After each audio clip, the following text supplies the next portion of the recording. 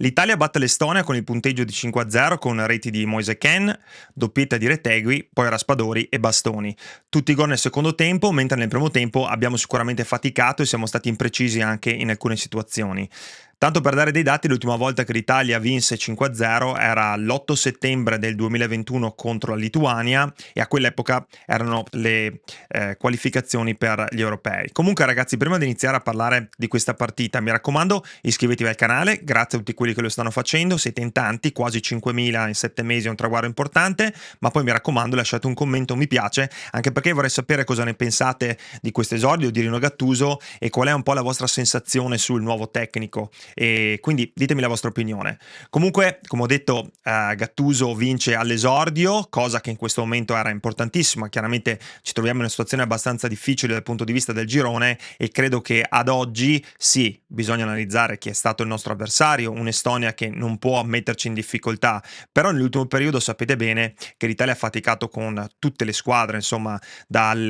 quelle forti a quelle meno forti, e è chiaro che i valori in campo sono sicuramente diversi, però secondo me l'Italia in questo momento non si può permettere di sottovalutare nessuno, anche perché avete visto che anche oggi in un paio di situazioni, quando ci siamo un po' rilassati, abbiamo rischiato comunque di prendere il gol anche sul finale con quella bella parata di Donnarumma. Comunque parliamo un po' della nostra nazionale. Credo che in questo momento l'auspicio di noi italiani sia più che altro che Gattuso, più che portare magari dei tatticismi e tecnicismi, anche se stasera abbiamo visto un'impostazione di formazione che andremo a vedere tra breve, che secondo me è interessante. Mi sono piaciuti anche i convocati, ne abbiamo già parlato, secondo me ci sono calciatori che alla fine giocavano poco, che in realtà possono dare del valore a questa squadra che non è di campioni o non grandissimi campioni, e quindi è importante secondo me utilizzare anche i calciatori che sono più in forma.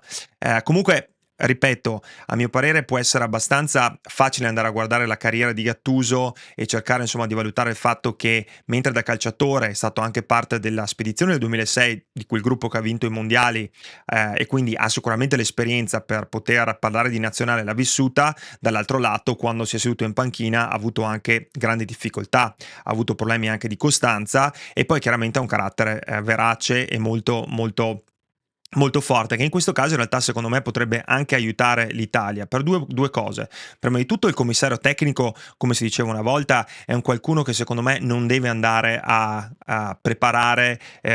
la squadra spendendo tutto questo tempo su tecnicismi e tattiche eccetera eccetera. Secondo me è un ruolo diverso e per quello forse Spalletti si è un po' messo diciamo in questo circolo vizioso in cui poi è stato risucchiato e gettato via, e speriamo che Gattuso invece abbia un approccio completamente diverso, perché noi italiani in questo momento quello che ci aspettiamo è semplicemente una risposta di carattere della nostra nazionale, cioè è impensabile di poter andare a confrontarci di nuovo sul campo come abbiamo fatto negli ultimi europei. Io credo che quello sia stato uno dei momenti più bassi della nostra nazionale, non tanto per l'uscita dagli europei, che poi in realtà è qualcosa che insomma quando ci sono queste partite questi giorni può capitare, ma per come è avvenuta. C'è stata questa sensazione, anche se siamo passati usati al girone e poi siamo usciti subito dopo, c'è stata questa sensazione costante che l'Italia non potesse mai comunque impensierire le altre nazionali e che in alcuni momenti persino i calciatori non avessero, non voglio dire nemmeno voglia di giocare, questo mi sembra un po' esagerato, però fossero completamente vuoti, come se la nazionale e essere lì in campo in quel momento non contasse così tanto. Quindi penso che in questo momento gli italiani stiano semplicemente aspettando al varco d'Italia perché vogliono una dimostrazione che questi calciatori ci tengono. Comunque, nel frattempo Israele ha battuto la Moldova, che noi avevamo battuto 2-0 se vi ricordate in quell'ultima presa di Spalletti, che tra l'altro è stata abbastanza oscena anche quella.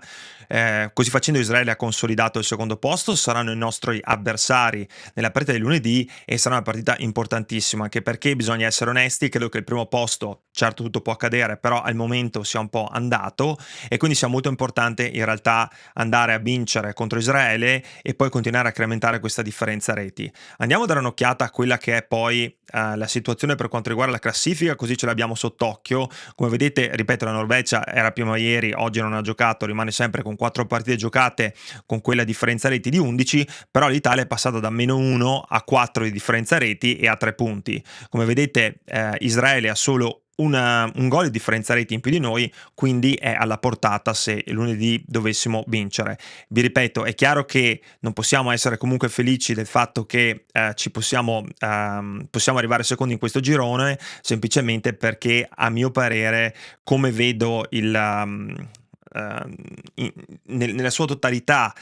le qualificazioni, penso che arrivare ai playoff possa essere un qualcosa di molto ma molto complesso, perché nelle partite dentro o fuori potremmo avere delle sorprese negativo, e a livello storico i playoff non è che ci siano andati molto bene le ultime volte nelle quali abbiamo partecipato. Comunque sì, è stata una partita secondo me con i suoi alti e i suoi bassi. Diciamo che il primo tempo in realtà l'Italia ha meritato di vincere e in generale ha dominato la maggior parte la partita, ha dominato la partita, però nel primo tempo ho visto tanta imprecisione. Secondo me c'è stata anche un po' quella voglia di rompere il ghiaccio che l'Italia aveva, però faticava a trovare un po' delle trame di gioco, poi pian pianino si è sciolta, il primo gol di Ken nel secondo tempo ha aperto un po' le acque. Ripeto, nel primo tempo il problema grosso è stato anche tanta imprecisione nei tiri, imprecisione negli ultimi tocchi, e a volte, diciamo, siamo onesti, ci sono dei gol che non si possono sbagliare. Anche nel secondo tempo, quando Ken fa quella benissima azione dove potreggia il pallone, usa il fisico e poi arriva, insomma, appena dentro il limite dell'area e sbaglia un gol con quasi a tu per tu del portiere col difensore che ormai era fuori tempo. Ecco, quei gol lì, magari contro squadre contro la Germania, dove hai 2 o 3 occasioni a partita massimo, forse è meglio iniziare a focalizzarsi e metterli dentro. Comunque il secondo tempo è stato molto meglio, c'è stata molto più aggressione, abbiamo visto che Gattuso ha fatto anche delle scelte interessanti, cioè mettere centrali Bastoni e Calafiori da un punto di vista, diciamo, puro della difesa può essere un rischio, perché a mio parere contro attaccanti come Alan eccetera, dove servono difensori di un vecchio stile, cioè voglio dire più magari visto che il canale della Juventus, un Bremer. Noi non abbiamo in questo momento nella nazionale italiana un calciatore alla Chiellini che è un marcatore vero uomo a uomo. I nostri calciatori, cioè Bastoni e Calafiori, sono più propositivi, nel senso, se c'è da far girare il pallone da una parte o comunque se c'è da creare e impostare, questi due calciatori sicuramente hanno i piedi per farlo e hanno anche la visione di gioco. Tra l'altro il fatto che Calafiori si sia spostato nel campionato inglese ci fa notare come sia cresciuto dal punto di vista di maturità e anche proprio della qualità. Comunque mi è piaciuta la formazione di Gattuso, non solo l'atteggiamento. Per quanto riguarda la formazione, avete visto che Donnarumma è partito tra i pali, Di Lorenzo a destra con di fianco a lui Bastoni, poi Calafiori e Di Marco, e poi davanti insomma Politano, Barella, Tonali e Zaccagni, e Ken, Retegui come le due punte. Allora, delle cose che a me piacciono parecchio di questa formazione, partiamo dal principio, sono queste: è una formazione molto offensiva, e questo dà un segnale importante anche alla squadra avversaria, perché prima di tutto ci sono calciatori come Zaccagni, che mi fa piacere rivedere in nazionale perché questa sera ha fatto una bella partita, ma poi è un qualcuno che va a saltare l'uomo. E oltretutto a me piacciono molto le due punte. Io ho un rapporto un po' difficile con questa, non credo che tutte le squadre, come ormai accade sempre di più, possano giocare con una punta sola di riferimento, perché come succede, pensate alla Juventus, molto spesso quella punta finisce per essere completamente lasciata da sola, e se non ha delle qualità quasi incredibili dal punto di vista di protezione da palla e controllo, diventa molto difficile poi che siano efficaci. In questo caso mi è piaciuto parecchio questa coppiata Ken e Retegui, perché Retegui è molto bravo di testa. Avevo dei dubbi dopo il suo spostamento in Arabia, anche se comunque è uno spostamento che è venuto da poco, quindi bisognerà vedere nell'arco di un anno cosa succede poi alla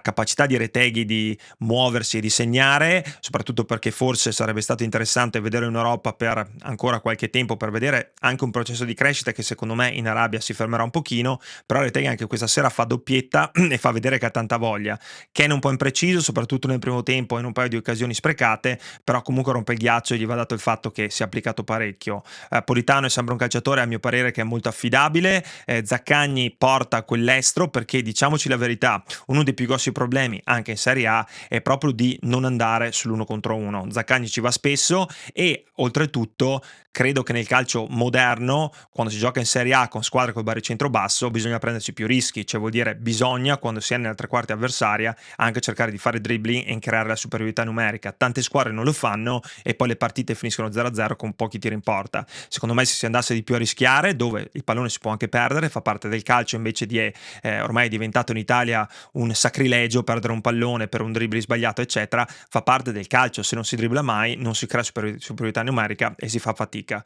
Comunque mi è piaciuta la formazione di Gattuso, mi è piaciuto anche il fatto che comunque Gattuso ha creduto in questi 11 e li ha mantenuti anche fino dopo il gol, dimostrando che ha un'idea di gioco chiara. E poi diciamoci la verità, è stata comunque una partita dove se fosse finita 7-8-0 non ci sarebbe assolutamente nulla da dire. Credo che la partita di lunedì ci dirà tanto anche dal punto di vista della continuità, se Gattuso deciderà di schierare sempre gli stessi o se magari vorrà fargli rifiatare, visto che insomma si gioca a distanza di veramente pochi giorni. Bisognerà capire quali sono le sue scelte. È chiaro che è importante in questo momento riuscire a riavvicinare, come dicevo ieri, il pubblico, quindi noi, alla nazionale italiana, perché credo che in questo momento, più che aspettarci di arrivare ai mondiali e passare il girone, arrivare alle semifinali, in questo momento per noi arrivare ai mondiali sarebbe già un risultato importantissimo. Per arrivare lì bisogna vincere tutte le partite, continuare a segnare e poi arrivare all'ultima partita con la Norvegia e sperare veramente di vedere, visto che ci sarà un po' di tempo, dove quest'Italia arriverà. Comunque lasciatemi la vostra opinione, ditemi cosa ne pensate di questa prestazione dell'Italia e poi noi ci sentiamo sicuramente in questi giorni a parlare sempre di Juventus e poi lunedì dopo la partita contro Israele per commentare e per vedere insomma dove quest'Italia o come quest'Italia avrà affrontato la partita in una di quelle situazioni dove, non voglio dire dentro e fuori, ma se perdiamo lunedì o pareggiamo, qualificarsi come seconda sarà molto difficile e i mondiali probabilmente potremo anche salutarli. Un abbraccio, state comunque positivi, sempre forza Juve, ma soprattutto forza Italia. Ciao!